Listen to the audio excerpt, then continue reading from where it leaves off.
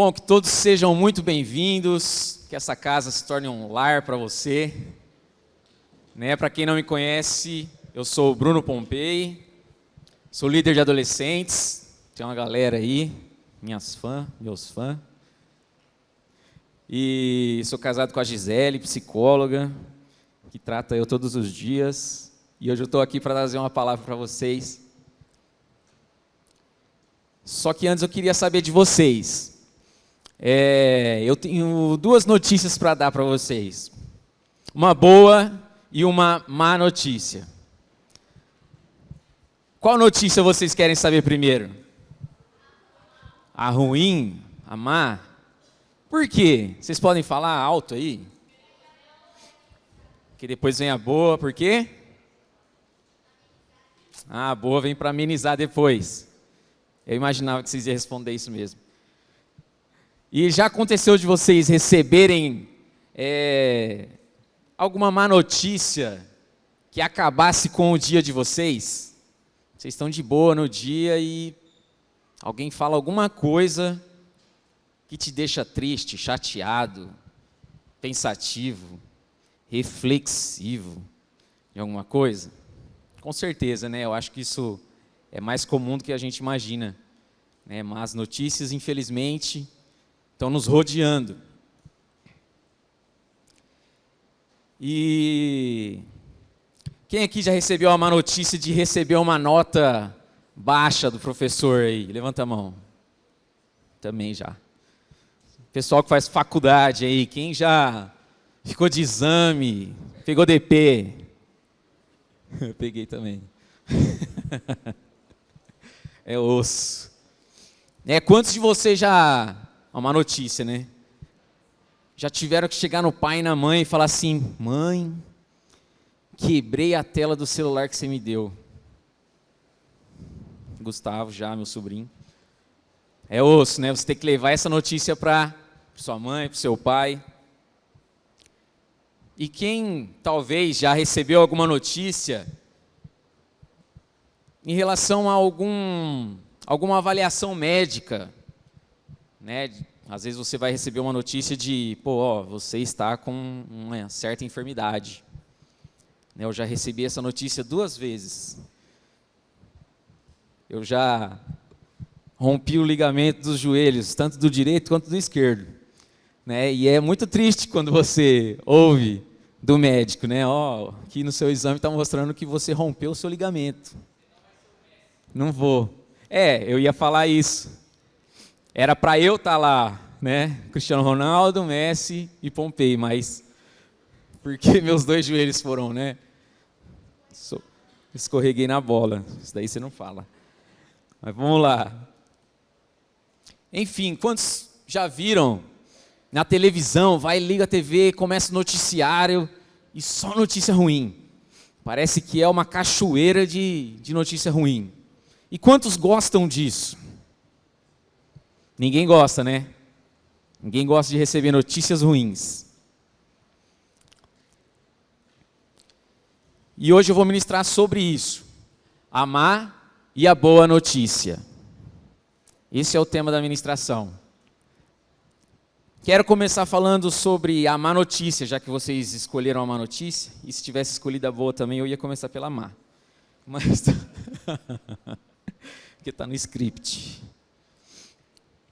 A má notícia que eu tenho para dar para vocês é que eu não sei nem como falar. Complicado falar essas coisas, uma notícia não é legal de ser falado, mas a má notícia é que a humanidade caiu. Isso é horrível. A humanidade caiu e ela se separou de Deus. Quero falar aqui com vocês um pouco de alguns exemplos que aconteceram, começando por Adão. Em Gênesis 3, fala a respeito de que ele escolheu desobedecer a Deus. Como assim ele escolheu? Ele não foi enganado?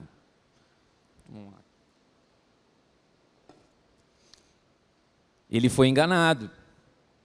Só que quando a gente está em algum momento que alguém está tentando nos enganar, a gente tem a possibilidade de escolher pelo sim ou pelo não. E quando a serpente chegou em Eva e começou a falar, né?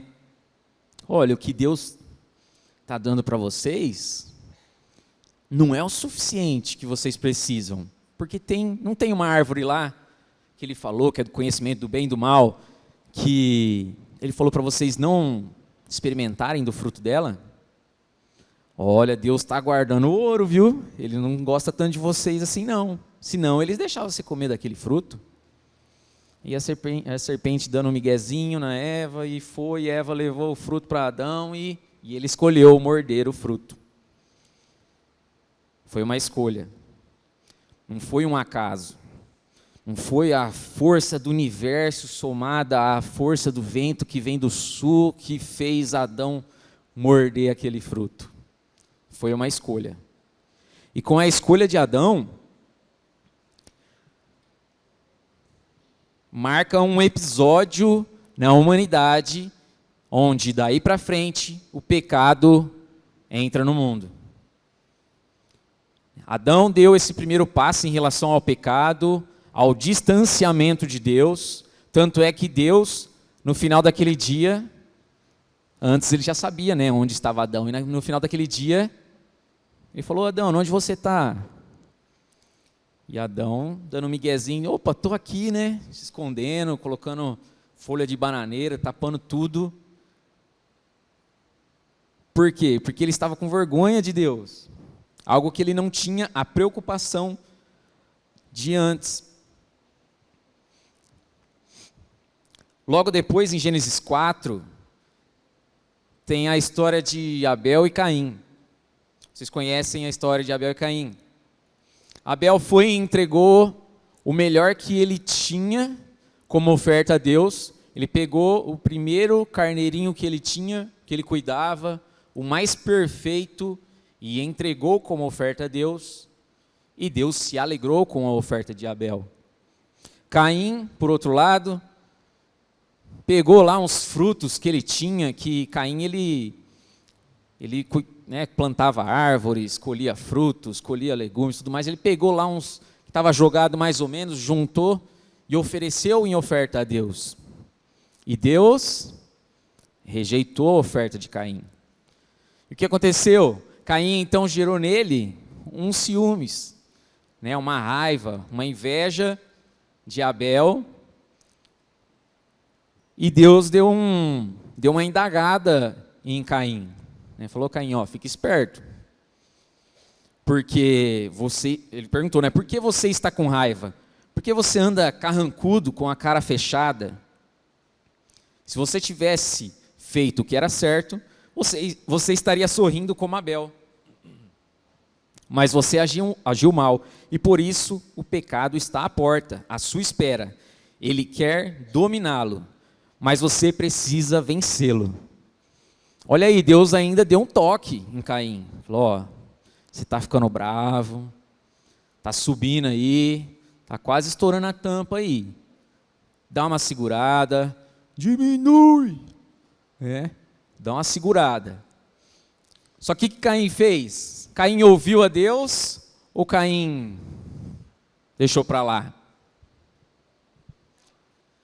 Deixou para lá. Não ouviu a Deus, não obedeceu a Deus. Muito pelo contrário, Caim fez o quê? Ele bolou um plano, chamou Abel para o campo, e na primeira oportunidade que ele teve, ele matou o seu irmão. Matou o seu irmão, escondeu, só que o sangue foi consumido pela terra. E isso eu penso, é algo que acontecia, ou que aconteceu somente lá no tempo de Caim, ou é algo que a gente vê hoje em dia acontecendo? Pessoas que olham para os outros e têm inveja, ou ciúme, ou se compara. Hoje ainda acontece esse tipo de coisa. Tem pessoas que se magoam com Deus porque, querendo ou não, Caim se magoou com Deus. Poxa, Deus, eu fiz uma oferta para você. Foi ali uns frutos mais ou menos, meio estranhos e tal, mas eu fiz uma oferta. Só que ele não fez da forma correta. E hoje nós encontramos pessoas que são assim. Se magoam com Deus porque acham que aquilo que elas fazem têm razão, elas têm razão naquilo que elas fazem. A forma que elas fazem faz sentido e não a forma que Deus quer. Às vezes a gente se compara com as pessoas, assim como Caim olhou para Abel e se comparou, poxa, mas Deus ama o meu irmão. Mas não pode ser, eu vou matar esse cara. Quantos aqui já pensaram em matar alguém por... Você levantar a mão, não, senão... Olha lá, levantaram lá atrás. Eu sei, te conheço. E Deus vinha falando para Caim, e eu quero que vocês pensem dessa mesma forma, o indagamento que Deus fez para Caim. Domine isso antes que isso te prejudique. Porque isso prejudicou a vida de Caim e da sua geração. Mas se você ignorar esse conselho, o pecado, assim como em Caim, entra em nossas vidas e torna tudo uma tragédia. Esse é o exemplo que a gente tem da vida de Caim. Caim não foi destruído porque o diabo de alguma forma convenceu ele. O diabo nem fez nada. Só na novela Gênesis, né, que a gente sempre vê aquele carinha passando assim. Aí ele faz uns poderzinhos lá. Mas ele não foi destruído pelo que o diabo convenceu ele a fazer. Ele foi destruído simplesmente porque ele não deu ouvidos àquilo que Deus havia falado para ele. E isso é um perigo para as nossas vidas também. Quem lembra da história de Noé? Noé, quando recebeu a missão de Deus de construir a arca, por que ele teve que construir a arca? Porque aquela geração estava condenada a morrer no dilúvio que viria. E o pessoal fazia o quê, Noé? Ô Noé, você é louco. Noé passou ali mais ou menos 120 anos construindo a arca, e passou tempo, o pessoal só passava, ninguém ajudava, só zoava de Noé. Você está louco, Noé? Não vai acontecer nada, não vai nem chover. Você está louco. E por que então Deus enviaria um dilúvio? Porque aquela geração vivia uma cultura pecaminosa. Era normal para eles fazerem o mal. Eles viviam a vida deles sem pensar na consequência que viria. Mesmo que eles não soubessem se viria um dilúvio ou não, mas eles eram inconsequentes. Tudo que eles faziam, para eles estava legal, a intenção era realmente curtir. Em Gênesis capítulo 6, versículo 5, diz o seguinte: o Senhor viu quão grande era a maldade do ser humano na terra, e que toda a inclinação dos pensamentos do seu coração era para o mal o tempo todo. E eu pergunto para vocês também, hoje em dia, é muito diferente dessa época de Noé? Não é muito diferente. Infelizmente, a gente vê que o mundo tem tratado coisas que nós entendemos como valores, como princípios, como algo snob, e tem tratado aquilo que realmente é ruim, que destrói as pessoas, como algo certo. Né? Hoje em dia é normal você falar um palavrão, é normal você chamar a pessoa por um tipo de palavra que não é legal, por apelido, zoar, meter um bullying, e hoje isso está pior do que antes. Virou moda expor o corpo, virou moda usar as redes sociais para atacar as pessoas. Eu falo nós como cristãos, o exemplo que a gente tem que dar como cristãos em redes sociais ou em qualquer lugar que a gente estiver é de transmitir o amor de Cristo, né? Não transmitir a raiva, gerar mais raiva na sociedade. E com isso o juízo de Deus vem, né? Porque o povo foi se esquecendo dele, foi se afastando dele, até que o juízo, que foi o dilúvio, veio. Eles curtiam a vida deles, até que eles se afogaram em seus pecados. Um outro exemplo na Bíblia, de má notícia, é de Sansão. Quantos lembram de Sansão? O cara que tinha o cabelão lá, e muitos atribuíam a força que ele tinha ao cabelo grande dele. Só que, além disso, ele era um cara que tinha unção de Deus, ele tinha propósito, ele tinha poder de Deus. e ele se movia através disso.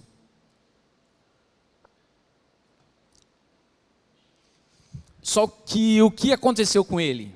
Ele foi dar trela para uma tal de Dalila, né? Um rabo de saia lá, foi passando, e ele, opa, vou aí. E infelizmente, aconteceu o que era esperado de um homem que não conseguiu se segurar quando viu essa mulher. Dalila era uma mulher traiçoeira, que só queria causar mal para Sansão. E ela foi convencendo Sansão de baixar a guarda dele. Então, cada momento que ele se apresentava, estava junto com Dalila, Dalila tentava tirar alguma informação dele, e conseguia um pouquinho mais de informação, tirava mais algumas informações, e isso foi dando acesso para que ela pudesse, então, criar uma estratégia para tirar a força dele. Que antes ele achava que era tão somente do cabelo grande que ele tinha, mas era de Deus. Quando ele percebeu, ele já estava distante de Deus. E isso, Deus disse, né, quando fizeram uma emboscada, cortaram o cabelo dele, e quando Deus percebeu isso, Deus falou, ó, não é o cabelo, eu já não estou com você. Você já está tão distante que eu já não estou com você. E sabe como que a gente pode comparar isso nos nossos dias de hoje? A gente pode olhar para os nossos dons, os nossos talentos, aquilo que a gente tem, que foi nos dado através de Deus. E a gente pode achar que isso é o suficiente para a gente conseguir alcançar o que a gente quiser. Sansão tinha a força que ele achava que era dele mesmo e se apoiava nisso. Às vezes nós nos apoiamos naquilo que a gente acha que nós geramos, que nós produzimos. E esse é um grande erro, porque a gente acaba dando ouvidos a má amizades, a uns rolezinhos que a gente acaba se envolvendo e a gente não percebe o quão nocivo é aquilo, mas aquilo tem tomado um pouco de nós, tem nos levado para mais longe de Deus, de fato. E assim como Sansão, não adianta ser forte se nós estamos longe da fonte. Não adianta. Outro exemplo que eu quero dar de má notícia é sobre um cara que andava com Jesus. Ouvia as pregações de Jesus pertinho, estava na mesma roda. Via os milagres acontecendo, participava, estava junto, estava na primeira célula de Jesus. Judas Iscariotes. Esse cara deu mole. Ele tinha tudo para conseguir ter o que ele precisava direto da fonte, que era Jesus Cristo, mas ele não se rendeu de verdade. Não dá para saber se em nenhum momento ele rendeu seu coração a Cristo de fato, mas o fato de ele ter vendido a questão de anunciar quem era Cristo para os soldados mostra que o que interessava para ele era algumas moedas, era algo terreno. E olha que chance, né? Se fosse a gente no lugar de Judas, o que a gente ia fazer? Ia estar abraçando Jesus, tentando tirar tudo que era de bom dele. Ô, Jesus, me ensina. E o cara ali, ó, vendeu, né, esse caguete, né? Foi lá e caguetou. É esse daqui que é Jesus, ó. Prende ele aí, vai, vamos pegar ele. Ah, mas isso eu acho que não acontece no dia de hoje também, né? Acho que não acontece coisas desse tipo. Tem gente, às vezes, dentro da igreja, que está nos cultos, está nos ministérios, vive ocupado com as atividades da igreja, mas que facinho negocia a presença de Deus por qualquer coisa. Jesus não é tão valioso para essa pessoa quanto deveria ser. Qualquer prazer. Surgiu esse prazer aqui, ó, é como um cardápio. Opa, surgiu esse prazer aqui. Você quer Jesus ou o que está no cardápio? Tem pessoas que negociam super fácil a presença de Deus.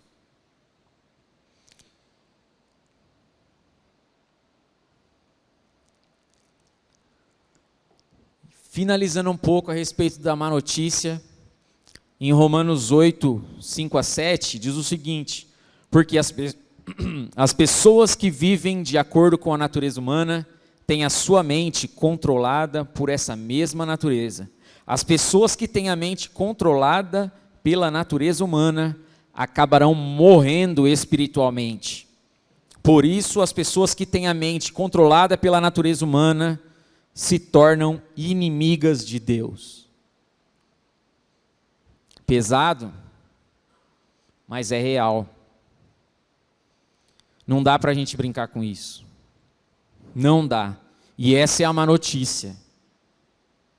É a má notícia. Se a gente continuar vivendo dessa forma, é como se a gente estivesse vivendo no escuro, sem saber onde nós iremos dar os nossos passos. Às vezes viver uma vida que eu possa negociar Jesus com outra coisa, pode parecer liberdade.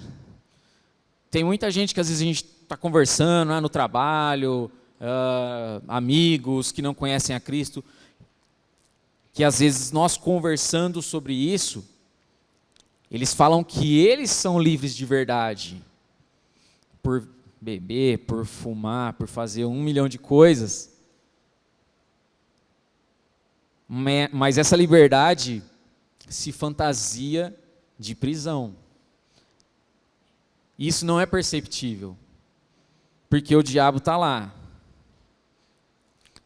Tem um líder bem antigo nosso, um supervisor de adolescentes, bem das antigas, que ele falava que o diabo ele é astuto quando ele se oferece para ganhar algo na nossa vida.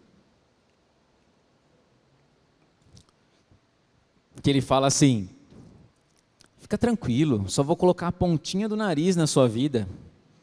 Você não vai sentir nada. Vai nada demais na sua vida. E aí, beleza, né, diabo, já que você quer.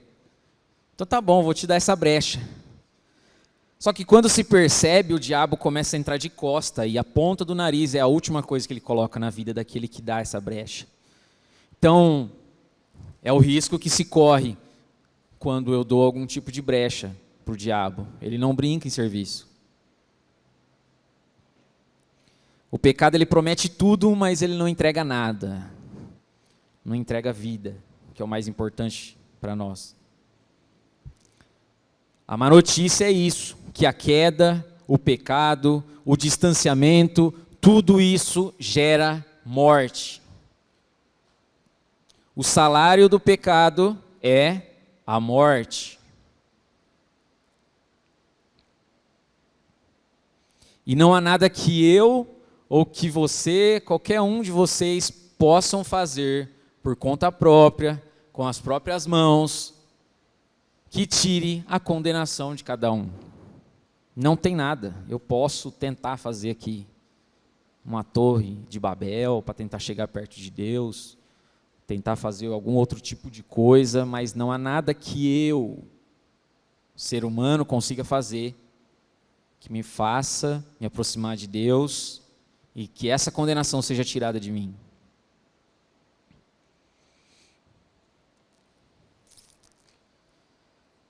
E eu estou falando que isso é uma má notícia, mas na verdade eu posso chamar de uma terrível notícia, porque aqueles que de fato, em nenhum momento de suas vidas, crerem em Jesus,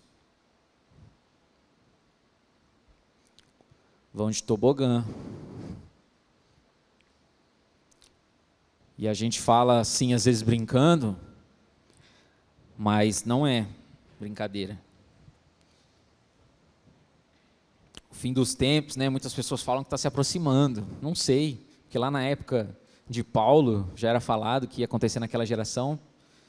Não sei se é nesse ano, não sei se é ano que vem, não sei se é 2030, se vai passar mais 100, 200 anos, mas até quando eu vou ficar contando com a sorte na minha vida? Será que eu quero viver a eternidade num lugar que existe só fogo e enxofre?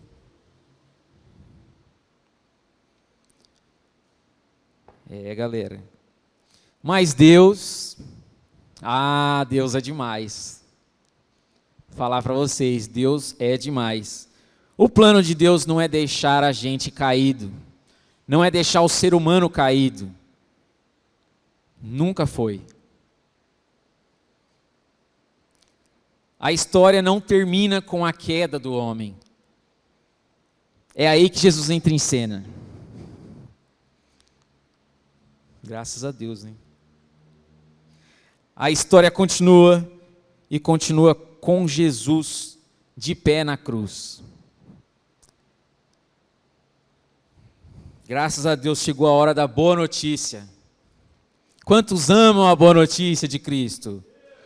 Amém. Isso é ótimo. E essa é a boa e maior notícia que existe na face da terra. Que Jesus veio para levantar quem está caído, para restaurar a vida daquele que está quebrado. Ele vem para nos libertar de tudo aquilo que nos aprisiona.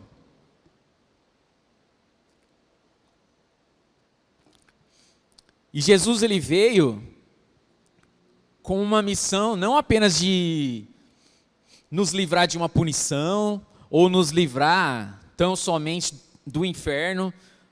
Vou lá porque, coitado, né? Vamos ficar lá queimando. Não é isso. Ou ele não veio também para nos transformar numa pessoa boazinha. Que boazinha, aquele menino é muito bonzinho. Olha só. Não é só para isso. Ou uma pessoa regradinha. Não, na verdade, a boa notícia é que nós temos o privilégio de sermos transformados pelo Filho de Deus, o próprio Cristo, e receber dele direção e propósito para as nossas vidas. Queria que vocês entendessem isso e olhassem para Jesus dessa forma, não só como um cara que, às vezes vocês são acostumados a ver alguma imagem de Jesus na cruz. Cara, Jesus não está mais na cruz. Jesus nem no túmulo está. Ele está vivo. Bate no peito assim, ó, Jesus está vivo, está aqui dentro, ó. Ele está aí, meu. Ele não está morto. E vamos falar de alguns exemplos bons também agora, né? Boas notícias trazem exemplos bons. Vamos falar de Zaqueu. Quantos conhecem Zaqueu? Né, daquela música lá, me converti com aquela música, cara. Foi top, falava muito comigo. Eu ficava imaginando eu em cima da árvore fazendo assim para Jesus. E Zaqueu fez isso. Zaqueu era um cobrador de impostos. Ele era rico, mas ele era desprezado, porque era um cara, né, olhado ali pela sociedade, era um cara ruim, um cara que, o cara só tira dinheiro de mim. Quantos aqui gostam de pagar IPTU, IPVA e tudo que tem I? Ninguém gosta. Agora pensa, Zaqueu era esse cara, ficava em cima, paga o que você me deve. Só que um dia Zaqueu caiu na real, falou, cara, o que eu estou fazendo, como eu estou vivendo, estou vendo que se eu continuar nessa linha aqui, vai dar ruim. E eu estou ouvindo falar de um tal de Jesus que está passando aí, cara, é hoje ou não vou ter mais chance. E aí Zaqueu sobe na árvore e fica lá. Como Zaqueu. E Jesus então fala para Zaqueu, Zaqueu, desce daí, eu vou ficar na sua casa, vou jantar lá, estou cheio de fome. E então foi aí que Jesus pôde entrar na casa de Zaqueu, conheceu a família de Zaqueu, e ele chamou Zaqueu pelo nome. Esse é um detalhe interessante, porque Zaqueu se sentiu pertencente à família de Cristo. Não foi só um cara qualquer que estava alguém passando e você aí, Ele foi chamado pelo nome. E a vida de Zaqueu se transformou a tal ponto que ele devolveu aquilo que ele roubava do povo e ele deu 4 vezes mais de tudo aquilo que ele tinha extorquido do povo. Pensa, eu acho que só dele ter conhecido Jesus e se sentir pertencente da família de Cristo já seria magnífico, né? Mas esse é o ponto que eu quero chegar com vocês. Quando Jesus vem e o chama pelo nome, o coloca como filho de Deus, ele entende que aquilo não acaba ali. Ah, beleza, eu sou filho, massa, da hora. Ó, que legal, sou filho de Deus. Acabou, ficou por aí, continua lá cobrando. Opa! Não, ele entende que aquela transformação que ele estava tendo dentro dele tinha que ir para fora. Aquilo que ele fazia, os atos que ele tinha que ser transformados também. E é por isso que ele devolve o que ele roubou do povo, o que ele extorquia do povo, e 4 vezes mais. Ele queria mostrar que realmente mudou algo de dentro e estava indo para fora. E mesmo assim a sociedade continuou chamando ele de ladrão, mas Jesus afirmava a todos os momentos que ele era filho de Deus. Um outro exemplo que nós temos aqui é a respeito da mulher adúltera. Ela foi encontrada no ato de um adultério, traindo seu marido. E o povo pegou ela e levou lá na roda. E aí começaram a gritar: mata ela, mata ela. Todo mundo pegou uma pedra e na hora que ia jogar, apareceu quem? Jesus. Jesus. E Jesus, os caras que estavam tudo em volta dessa mulher pensaram assim: opa, legal, chegou Jesus, ele vai julgar ela, vai falar que ela pecou mesmo, vai mandar descer fogo nela, vai descer um raio na cabeça dela, essa mulher tem que morrer. Foi isso que Jesus fez? Não foi isso que Jesus fez. O que Jesus fez? Falou o seguinte: aquele que não tem pecado, que atire a primeira pedra. Vai, vamos ver.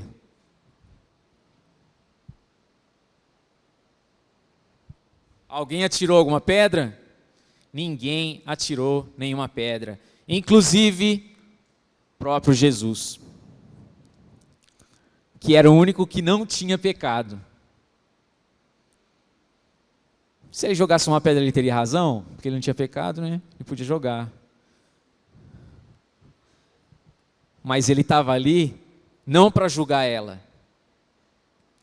mas para restaurar a vida dela. Para mostrar que ela tem uma segunda chance. E isso é o mais magnífico desse momento. Porque ele, ao invés de condenar ela, ele chama ela e falou assim: eu não te condeno. Vai e não peques mais. Essa é uma ótima notícia. Imagina você, putz, fiz uma burrada, galera vai jogar pedra, vai me arrebentar. Jesus só pega, puxa você de canto e fala assim: meu amigo, vai e não peques mais. Você teve uma segunda chance.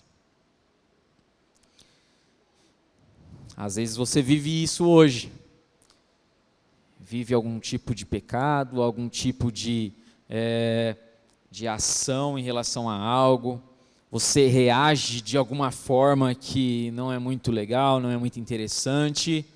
E Jesus não joga pedra em você. e até aproveitando esse momento, tem pessoas que em situações como essas recebem pedrada da igreja. E eu não estou falando de placa, de igreja, não estou falando de nome, da igreja, homens, mulheres, né? E a gente tem que entender que homens erram, infelizmente, o percurso está aí e os homens erram, e se em algum momento você foi machucado pela igreja, perdão, né? Tenho aprendido que nós como igreja precisamos pedir perdão para aqueles que foram machucados pela igreja, porque Cristo não tem nada a ver com isso, meu. Cristo só quer te abraçar, quer ter um relacionamento sensacional com você. Às vezes um irmão que falhou com você, fez aquilo achando que era certo, mas o nosso conhecimento humano é limitado, as nossas formas de agir e reagir são limitadas. Então, por isso, se em algum momento na sua vida você foi machucado, perdoe essas pessoas. E é isso, né? O mundo queria apedrejar aquela mulher, mas a missão de Jesus era restaurar a vida dela. E Paulo, aquele cara louco que antes se chamava Saulo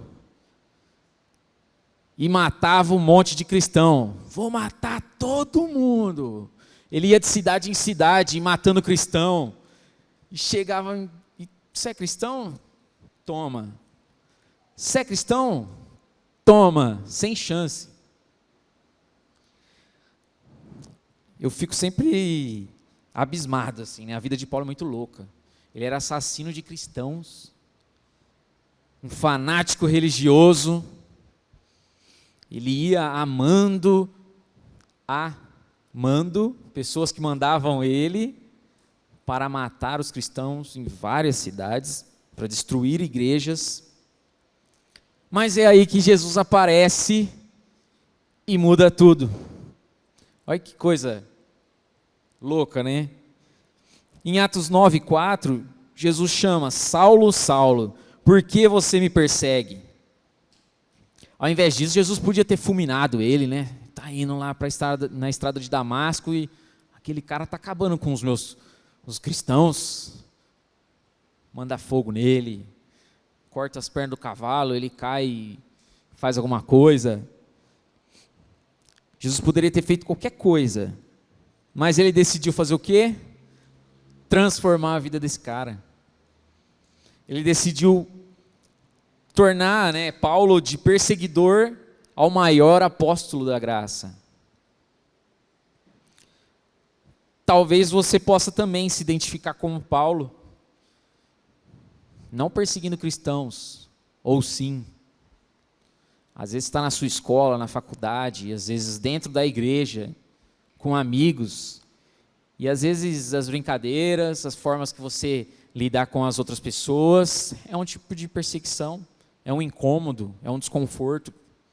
Ao invés de eu estar aqui abraçando meu irmão, mesmo que na igreja, como eu dei o exemplo, abraçando meu irmão, recebendo, né, não julgando. Claro que as coisas devem ser tratadas, mas não julgando. Tem amigos que a gente conversa, que fala que hoje não está mais na igreja porque pessoas de dentro da igreja, ao invés de acolher, meteram o dedão na cara. Né? E isso não é legal, isso não transmite o amor verdadeiro de Cristo. E talvez você se sente longe, que não tem volta, ou se sente como Paulo, que é um cara totalmente deslocado da história de Cristo. Com certeza Paulo nunca imaginou que ele ia cruzar o caminho com Cristo. Mas cruzou. E Jesus não só perdoou ele, mas também usou ele para escrever mais da metade do Novo Testamento. Paulo se transformou ou não? Paulo matava cristãos, mas a graça de Cristo matou o velho Paulo. E quase finalizando, está passando o tempo já, né? Em Romanos 5,17, eu queria que colocasse aí, acho que vai.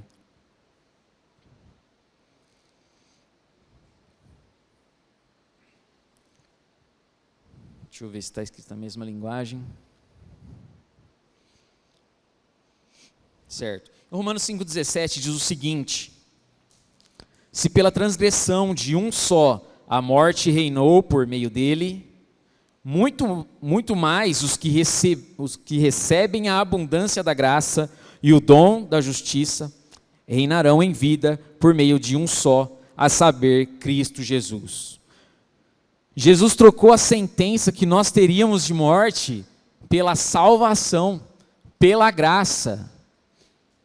Lembra que eu falei no começo que a gente não podia fazer nada para conseguir conquistar isso? Jesus foi enviado para esse propósito. O juízo que a gente teria sobre as nossas vidas foi trocada pela graça de Deus. A morte que nós teríamos espiritualmente e eternamente foi trocada pela vida eterna, se crermos em Cristo. Porque ainda continua, se eu não crer, dá na mesma. Ah não, mas eu estava no culto lá que você pregou. Beleza, mas você creu em Cristo? Você entendeu quem é Cristo? Entendeu o que Cristo fez por nós, por mim, por você? Em 1 Coríntios 15, 21 e 22 também nós temos uma afirmação que diz, vou ler aqui: visto que a morte veio por meio de um homem, também a ressurreição dos mortos veio por meio de um homem. Da mesma forma que em Adão todos morrem, em Cristo todos voltarão a viver. Essa é a boa notícia de Cristo. Essa é a boa notícia de que Jesus não apenas perdoa, mas Ele transforma. E como consequência da transformação que Ele fez em você, Ele te envia, Ele te chama para algo muito maior. Como eu disse antes, Ele não só chegou, colocou a mão na cabeça e, você está salvo, opa, você está salvo. Eu olho para aquelas pessoas que eram curadas e saíam loucamente falando, foi Jesus que me curou. Ah, mano, você não enxergava, agora você está enxergando, foi Jesus que me curou. Aquelas pessoas eram transformadas fisicamente, internamente, e elas saíam espalhando, alegres, a mensagem de Cristo, espalhando a boa notícia de Cristo.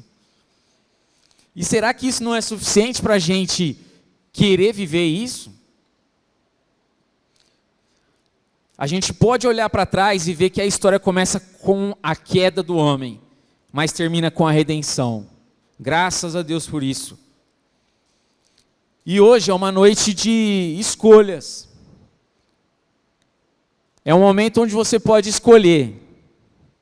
Talvez você tenha vivido a má notícia da vida sem Deus, ou pode já estar vivendo a boa notícia com Cristo. Porém, para muitos, hoje é um momento de decisão.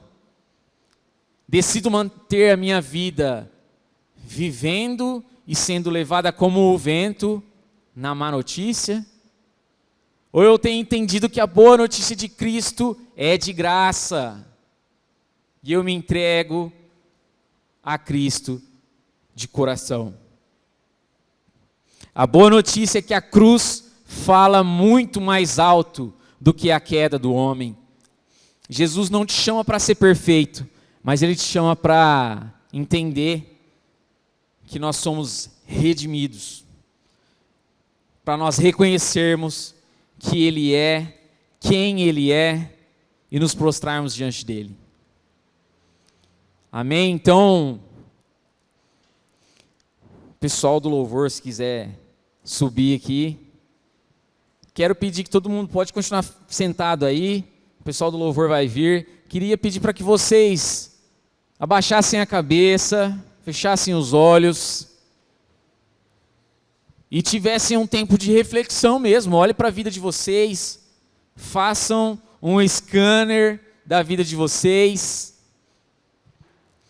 o que talvez vocês já viveram, o que estão vivendo, quais são os passos que vocês têm dado. Ninguém está aqui para julgar ou para olhar quem está fazendo algo errado ou não. É um momento individual de cada um.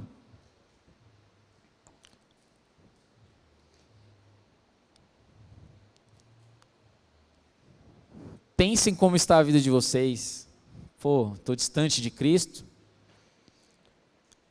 Eu tenho me distanciado de Cristo. Eu tenho feito coisas que têm entristecido o coração do Pai. Como eu estou? Baixa a cabeça, fecha os olhos. Esquece quem está do seu lado. Porque o que importa agora é seu bate-papo com Deus aí. Troca uma ideia com Deus. Com certeza Ele vai te ouvir. Ele vai entender que essa oração que você tem feito agora é sincera. Então,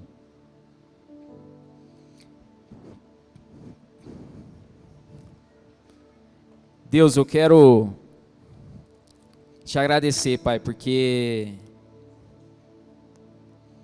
a boa notícia tem nos alcançado no dia de hoje, Jesus. O Teu Evangelho é maravilhoso, Jesus. E eu oro para que alcance cada coração aqui, Pai.